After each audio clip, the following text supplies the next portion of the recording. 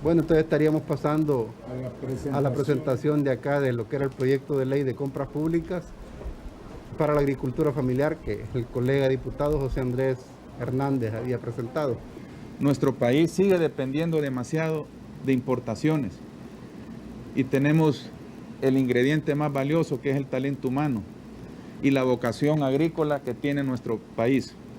En vista de eso, queremos realizar este esfuerzo estando convencidos que ahí es donde verdaderamente está la famosa fábrica de empleos de la que hemos hablado mucho en el pasado, que va a venir a garantizar precisamente la compra del producto, ¿verdad?, que van a generar nuestros hermanos agricultores, sobre todo nuestros pequeños y medianos agricultores. ¿En qué nos hemos basado técnicamente? Pues nos hemos basado técnicamente en los objetivos de desarrollo sostenibles de los que habla la ONU. Nosotros estamos considerando combatir de esta forma la pobreza, la falta de empleos, la falta de desarrollo económico y social de El Salvador. Y de esta manera también combatir el hambre. Pero sobre todo, un aspecto importante que no lo podemos dejar afuera es combatir la migración. No es posible que nuestros hermanos salvadoreños no puedan realizar sus sueños acá en El Salvador y tengan que buscar realizarlos en otros países afuera de las fronteras salvadoreñas. Cuando nosotros como legisladores, como funcionarios públicos, tenemos el deber y la obligación de generar que esas condiciones se puedan hacer acá en El Salvador. La parte sustantiva de la ley es precisamente generar un nuevo modelo de desarrollo económico en la zona rural. Y eso se puede lograr con la participación activa del Estado a través de las compras públicas de alimentos. La ley tiene su base fundamental en el artículo 101 de la Constitución, que habla sobre el orden económico. Hay que recordar que el artículo 101 de la Constitución tiene dos grandes pilares fundamentales. El primero de ellos es la justicia social, que busca dignificar la vida del ser humano. Y el segundo es el incremento de la producción nacional. Esos son los grandes pilares fundamentales del orden económico en El Salvador. Hay otro elemento importantísimo que también lo desarrolla el artículo 102 de la Constitución, que se refiere a la libertad económica. La libertad económica ha sido desarrollada constitucionalmente a través de una sentencia de inconstitucionalidad a la cual ahí estamos haciendo referencia, y la Sala de lo Constitucional establece que hay tres grandes parámetros para establecer que en El Salvador puede existir o debiese existir libertad económica: la producción, la comercialización y el consumo. Cualquiera, si falta o se debilita o se rompe cualquiera de estos tres, dentro de esos tres esquemas, no estamos nosotros o estaríamos atentando a la libertad económica. Recientemente, en la superación de las observaciones que hacía el presidente a la Ley de Agricultura Familiar, se hizo mención a unas normas que establece la Organización Mundial del Comercio sobre el trato igualitario. Si nosotros hacemos un análisis de orden constitucional sobre la aplicación de las normas vis a vis, pues podríamos nosotros perfectamente determinar que esas normas serían inaplicables en El Salvador, porque atentan directamente a la parte de la producción, ya que el modelo económico de El Salvador no está sustentado lamentablemente en el tema de la producción nacional de alimentos, sino que está sustentado en la importación de estos. Y si nosotros hacemos una comparación entre lo que se importa de alimentos en relación a lo que se produce, esa distorsión en el mercado es de orden inconstitucional, porque violenta lo que es la parte del principio de producción de la libertad económica. Finalmente, en el artículo 234 de la Constitución, que habla que el Estado debe de adquirir a través de licitación sus bienes muebles. Por supuesto, el tema de la alimentación, cuando el Estado quiere o deba adquirir alimentos, debe hacerse por un proceso de licitación. Más el constituyente hizo una salvedad, excepto en los casos determinados por la ley. Resulta que el artículo 4 de la LACAP establece cuáles son aquellos elementos que no están regulados por esa ley. Quiero hacer el comercial también, que en el momento que se introdujo esta propuesta de ley, de igual manera se introdujo una reforma al artículo 4 de la LACAP para que la compra pública de alimentos sea excluida del orden general, ya que se pretendía o se pretende con esta iniciativa tener una regulación especial en materia de compras de alimentos.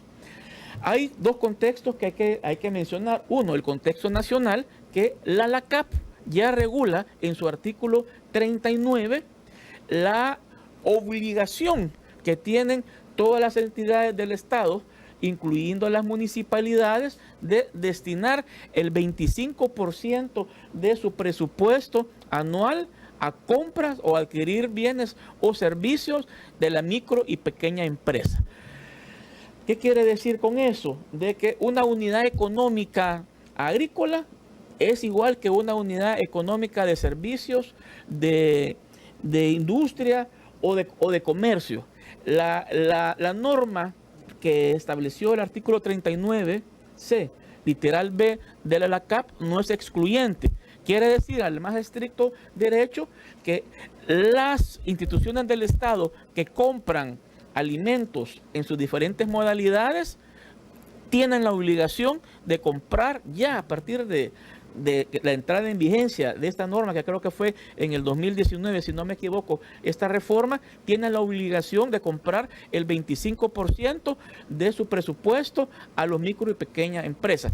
Esta no es una disposición nueva. Anteriormente el piso era del 12%.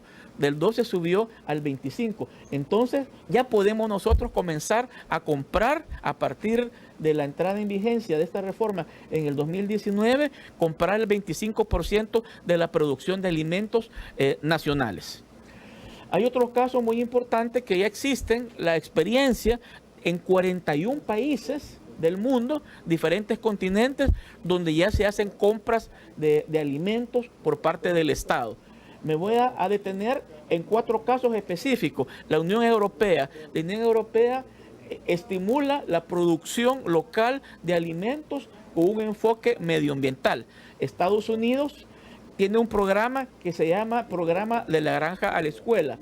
Brasil, desde el año 2009, tiene también un programa de alimentación escolar donde por ley se compra el 30% de la producción nacional destinada a ese programa. Y muy recientemente, el año pasado, Colombia aprobó una ley de compras públicas de alimentos donde establece un piso del 30% de la producción nacional. O sea que lo que nosotros queremos impulsar en El Salvador no es algo nuevo, es algo que ya existe en más de 40 países alrededor del mundo. ¿Cuál es el objeto de la ley? El objeto de la ley pues es crear un mecanismo que fomente la compra pública de alimentos. Ese es el objeto principal de la ley. ¿Cuáles son los resultados esperados?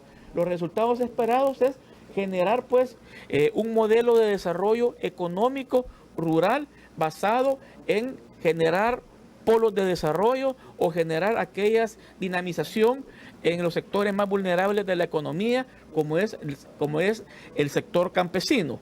Generar circuitos cortos de comercialización, estimular la agricultura y otros elementos muy importantes para generar un nuevo modelo de desarrollo económico en el agro.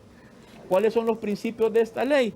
Comercio justo, que no se le compre a la gente solo por comprarle, ¿verdad? Sino que exista competencia, que exista una gradualidad dentro de la compra pública, transparencia y rendición de cuentas, entre otros. ¿Cuál es la estructura que nosotros estamos planteando en esta ley? Existen algunos antecedentes como la ley del vaso de leche y la recién aprobada ley también de leche fluida, donde se vuelve de carácter declarativa la ley. ¿Por qué declarativa? Porque no existe un procedimiento especial para hacer esas compras. El procedimiento que está es el único procedimiento de compra que existe, es el procedimiento que establece la LACAP, que es un procedimiento distorsionado porque no es un procedimiento equitativo, ya que compara a a una persona que puede tener 2 vacas a igual a una persona que puede tener 2,000 vacas para comprarle la leche, ¿verdad? Entonces no existe un trato diferenciado, por lo que al pequeño productor se le vuelve prácticamente imposible poder acceder a los mercados nacionales. Con esta ley, ¿qué es lo que buscamos? Primeramente, que sea declarada de interés social. ¿Por qué pedimos que sea declarada de interés social? Ya que es una ley hermana a la ley de agricultura familiar. También esta debe ser declarada de interés social por el impacto que se va a lograr en temas de soberanía, seguridad nutricional y sobre todo en temas de generación de empleo. Como el diputado José Andrés hacía mención, esta va a ser la verdadera fábrica de empleos en El Salvador. La naturaleza de la compra pública, pues la naturaleza va dirigida precisamente a hacer compras locales de productores de agricultura familiar. A ellos va dirigido esta ley. Hablamos de la creación de un registro de agricultores familiares, que si ustedes recordarán, la ley de agricultura familiar también lo contempla, porque es una manera de organizar a la gente y es una manera también de generar un proceso, aparte de un proceso de asociatividad, también generar otros procesos como podría ser las buenas prácticas de manufacturas y otros procesos que deben de ser forzosamente encaminados a este nuevo modelo de desarrollo. ¿Cuál sería la normativa que nosotros impulsaríamos en esta ley, verdad? Primero, vamos a definir qué es lo que vamos a comprar. Vamos a comprar alimentos para el consumo humano que se produzcan localmente y que sean adquiridos por fondos públicos del Estado encaminados al cumplimiento de programas de protección social o cualquier otro programa que sea utilizado con fondos públicos. ¿Cómo va a ser la compra? Hemos dividido 2 grandes áreas. La primera, que la UNAC del Ministerio de Hacienda elabore los lineamientos técnicos para la compra, ya que esta comisión, con mucho respeto, no tiene la experticia técnica para decir cómo debería de comprarse. Entonces le vamos a pasar esa competencia al ente técnico que es la UNAC para que elabore los lineamientos de compra. De igual manera, la Corte de Cuentas tendrá que crear las normas técnicas para el control de este tipo de compras públicas. Y el mecanismo de compras, ¿cómo se va a definir? Se va a definir de igual manera a través del reglamento de la ley. Aquí nosotros no vamos a decir absolutamente, no vamos a entrar nosotros a establecer el tema procedimentario, ya que eso es propio de un reglamento. Dentro de la ley planteamos un ente articulador que es la Mesa Nacional de Compras Públicas de Alimentos, en la cual va a estar representada por productores de diferentes tipos y de diferentes zonas del país. Ellos se van a convertir en los motores de esta ley y al mismo tiempo se van a convertir en los auditores sociales que efectivamente esto sea una realidad en el país. ¿Cómo vamos a impulsar las compras? A través de un sistema de compras públicas. Desde hace muchos años existe el Sistema Nacional para el Desarrollo de la Micro y Pequeña Empresa, que tiene el mandato de CONAMIPE de desarrollarlo. Este sistema de compras públicas tiene diferentes niveles. Tiene una mesa nacional, mesas departamentales, mesas municipales y mesas sectoriales. Entonces, ¿qué es lo que vamos a hacer? Vamos a darle la herramienta a este sistema para que funcione por primera vez en la historia del país, para que funcione y pueda dinamizar de una manera sistemática las compras públicas de alimentos a nivel nacional. ¿Qué vamos a hacer? A crear también un sistema público de información, o sea, estamos hablando un sistema de inteligencia comercial, donde vamos a saber qué es lo que se está produciendo, qué produce qué, en qué cantidades, en qué periodos, para que tenga diferentes usos, como por ejemplo la planificación conjunta de las organizaciones de productores para lograr un diseño adecuado del calendario de compras. Como las compras son cíclicas, ¿verdad? Esta herramienta de inteligencia económica nos va a poder de manera automática poder establecer qué es lo que hay en el mercado, qué es lo que va a haber en el mercado y cuál es la demanda en el mercado. Y en base a esa inteligencia económica poder generar una producción sostenible.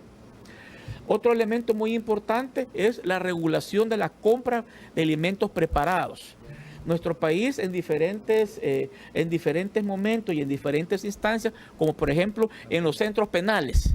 En los centros penales, ¿cuál es la cantidad de alimentos preparados que se compran? O en algunos hospitales que compran alimentos preparados. Entonces, este proveedor de alimentos preparados, de igual manera, va a tener que llevar un porcentaje mínimo de compra local de alimentos para poder proveer el servicio que le está prestando al Estado. Y de igual manera también hay otra circunstancia de alimentos preparados que hay que considerar, es los alimentos que se sirven en caso de emergencias.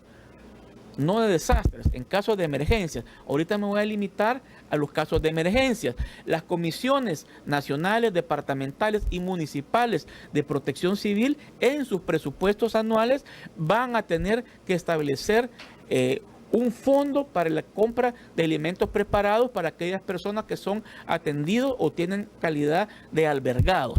Y de igual manera, otra regulación para el caso de situaciones de desastres, similar a la que estamos todavía viviendo o acabamos de recién pasar, el tema de COVID, el tema de un gran terremoto o el tema de una situación devastadora de orden climatológica o cualquier otra situación, ya sea natural o antrópica, que genere un desastre en el país, va a existir un mecanismo de compras. El mecanismo es muy sencillo. Primero sería de agotar los mercados locales de compra, luego los municipales, departamentales y agotar la producción nacional, industrial nacional de alimentos. Agotadas estas instancias, pues por supuesto de que se pueden hacer compras masivas a nivel internacional. Lo que no se vale es hacer compras, o lo que no se va a valer, ¿verdad? Es hacer compras internacionales que vengan a distorsionar los precios de los locales en situaciones de desastres. Otro elemento es la gradualidad de la ley. Como hacíamos mención, en el artículo 39C de la LACAP ya existe la obligación de comprar el 25% de alimentos a los pequeños productores. Esta obligación la vamos a mantener en igual manera de 1 a 3 años al entrar en vigencia la ley.